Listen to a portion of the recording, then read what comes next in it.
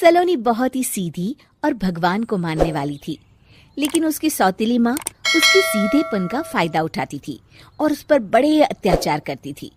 जरा सी चूक हो जाने पर उसकी खूब पिटाई करती। अरे सुनते हो, कोई लूला लंगड़ा देख इसकी शादी तय करो और इसे इस घर से बाहर का रास्ता दिखाओ। सलोनी के पिता जानते थे कि मीना एक चांडाल औरत है, इसलिए वो एक अच्छा घर देख सलोनी की शादी कर देते हैं। लेकिन वहां भी सलोनी से जलने वालों की कमी नहीं थी। सलोनी की ननद निकिता उसे बिल्कुल पसंद नहीं करती थी। सलोनी, बात तो सुनो जरा। जी कहिए। आज शाम को मेरे बॉस खाने पर आ रहे हैं। ध्यान रहे उनकी खातिरदारी में किसी प्रकार की कोई कमी नहीं होनी चाहिए। जी आपने कह दिया, बिल्कुल वैसा ही होगा। शाम को सलोनी जैसे ही गैस पर खाना चढ़ाकर वहां से जाती है अभी इसके खाने का स्वाद बढ़ाती हूँ। निकिता गैस की आंच तेज कर देती है। थोड़ी देर में देखते ही देखते सारा खाना जल जाता है और पूरे रसोई घर में चारों तरफ धुआं फैल जाता है। अब आएगा मजा। माँ जल्दी आओ, यहाँ देखो सलोनी ने किचन में आग लगा दी। अरे तेरा सत्यानाश हो, कल मुही तूने ये क्या कर दिया? सलोनी की सास उसे बहुत डांट फटकार लगाती है। तभी मोहन अपने बॉस के साथ घर में प्रवेश करता है। अरे भाई मोहन, ये क्या तुम्हारे घर का क्या हाल हो रखा है? लगता है खाना जल गया है। चलो खाने का प्रोग्राम कैंसिल करो, मैं अपने घर जाके खा लूंगा।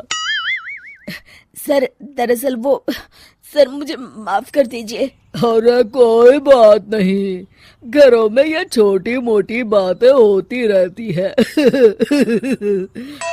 मैं समझ सकता हूँ, फिक्र मत करो, मैं नाराज नहीं हूँ और इस बात का तुम्हारे प्रमोशन पर भी कोई असर नहीं पड़ेगा।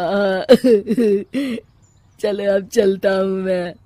बॉस के जाते ही मोहन सलोनी पर भड़क उठता है और उसे खूब खरी खोटी सुनाता है। भगवान, मेरी माँ तो कहती थी कि अच्छे लोगों के साथ हमेशा अच्छा होता है, फिर मेरे साथ ही बुरा क्यों होता है? आखिर मेरी गलती क्या है?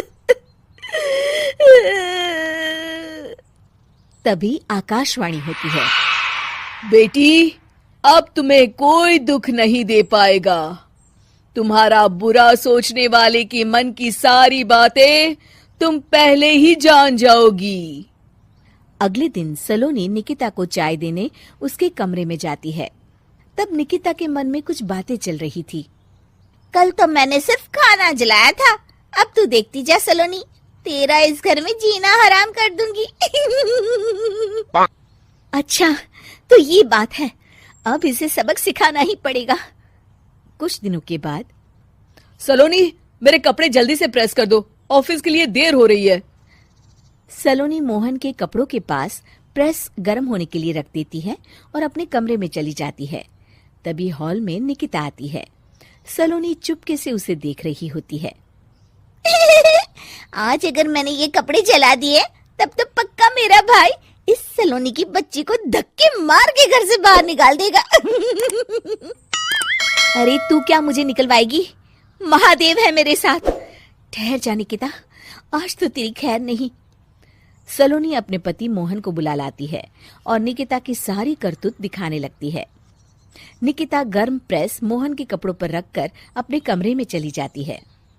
मेरी बहन इतनी बड़ी चालबाज निकलेगी, मैंने तो सोचा ही नहीं था। मुझे माफ कर दो सलोनी, मैं तुम्हें गलत समझ रहा था। मोहन निकिता को बुलाकर उसे खूब डांट फटकार लगाता है। उस दिन के बाद से सलोनी की जिंदगी पूरी तरह बदल जाती है। सलोनी हर किसी के मन की बात सुन लेती थी। दूसरी तरफ निकिता का कोई भी दांव सलोनी पर नहीं चलता था और आखिरकार वो भी सलोनी के आगे घुटने टेक देती है। फिर एक दिन सलोनी की सास की सहेली ममता अपनी बहू कविता के साथ वहां आती है। कविता मन ही मन कहती है, अरे ये बुढ़िया पागल है जो मुझे यहाँ लेके आ गई। कहाँ मैं अपनी किटी पार्टी छोड़ के इसके साथ यहाँ मरने आ गई। पता नहीं कब तक इसे झेलना पड़ेगा। अरे ये जल्दी मरे और इसकी सारी जायदाद मेरे नाम हो जाए। सलोनी कविता की सारी बातें सुन लेती है। अरे कविता, तुम अपनी सास की जायदाद के लिए उन्हें झेल रही हो और उनके मरने का इंतजार कर रही हो। ये तो गलत बात है। सलोनी की बात सुनकर कविता बिना देर किए कहती है, अरे ये तुमने कैसे सुन लिया? ये सारी बातें तो मैं अपने मन से बोल रही थी। तुमने कैसे सुन लिया? बस फिर क्या था। ये सुनते ही कविता के बगल में बैठी उसकी सास उसकी चोटी पकड़ लेती है। क्यों रे कलमुही, तू मेरे बारे में ये सब सोचती है? मम्मी जी, मुझे माफ कर दीजिए। बड़ी आई मेरी जायदाद लेने वाली, मैं आज ही अपने वकील को बुलाकर सब कुछ छोटी बहू के नाम कर देती हूँ। चल घर चल, आज तेरी अच्छी खबर लेते हूँ। इस तरह सलोनी लोगों के मन की बातें सुन लेती थी, लेकिन धीरे धीरे सलोनी को एहसास होता है कि उसके आसपास के सारे लोग एक दिखावे की जिंदगी जीते हैं और सब एक दूसरे के बारे में बुरा ही सोचते हैं।